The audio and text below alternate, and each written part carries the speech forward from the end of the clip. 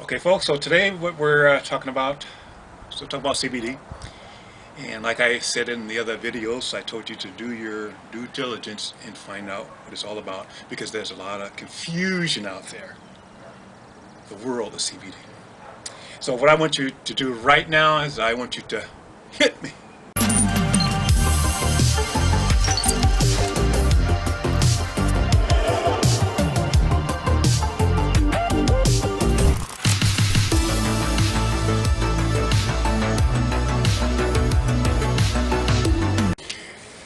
Okay, folks, so today, CBD. And a very confusing topic is, okay, does it has THC in it? Does it or don't it? Is it beneficial or what have you? Okay, what kind of oil? Is it cannabis oil or is it cannabis oil?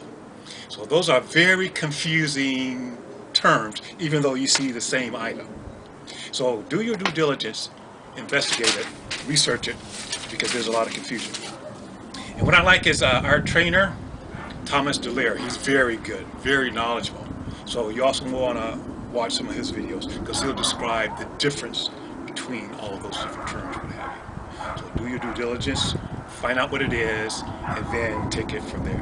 So thank you very much for watching the video here. And also, like I mentioned before, our team, we have a very powerful team as far as marketing the product. So you might want to join us, is because we have some very interesting and powerful techniques to help you to promote and sell the CBD oil. And also, if you would like, you can get a free sample of the oil if you come on board with us. So once again, thank you very much for watching this video, and stay tuned, because we're going to continue to provide you with more information about it. Okay, have a great day. There is a lot of misinformation out there surrounding the world of CBD.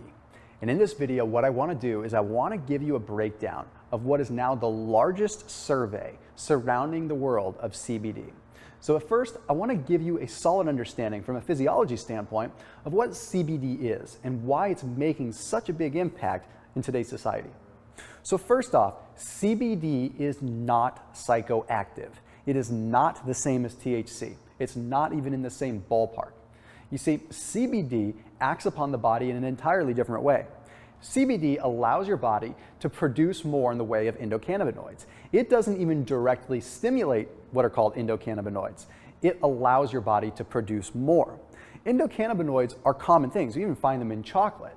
But what CBD does is it allows your body to produce more, which means that you're able to get the potentially inflammation modulating effects, the potentially anxiety modulating effects, and a plethora of other amazing things that come along with it. But what we have to do is we have to start understanding why there's so much misinformation out there.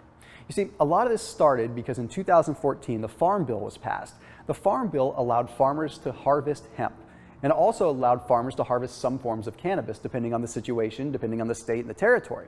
But what ended up happening is the United States Drug Enforcement Agency is still enforcing even CBD and hemp in the same fashion that they would enforce cannabis, which is marijuana. So it's a little bit of a confusing situation, because in reality, CBD comes from something completely different. And in this world, there's something known as hemp-derived CBD. Hemp and marijuana plants are two entirely different things. In fact, there was a recent US populational survey that took a look at this, and they found that 47% of the US population didn't even know what hemp-derived CBD was. The fact that you can get CBD from hemp, which is closely related to marijuana but is not, is pretty darn amazing. So let's get right into this survey, because I found this extremely fascinating, and I think it clears up some of the misinformation and at least helps people understand what can be achieved when you utilize CBD in a proper way. So this survey was called the Brightfield Survey, and it was conducted by the Brightfield Group. Now, the Brightfield Group is a large market research group that looks specifically at actionable data in the world of cannabis. And they conducted this survey on 2,400 people. These 2,400 people were members of a large online community known as HelloMD, which consists of 150,000 members that are all either patients or experts in the world of CBD.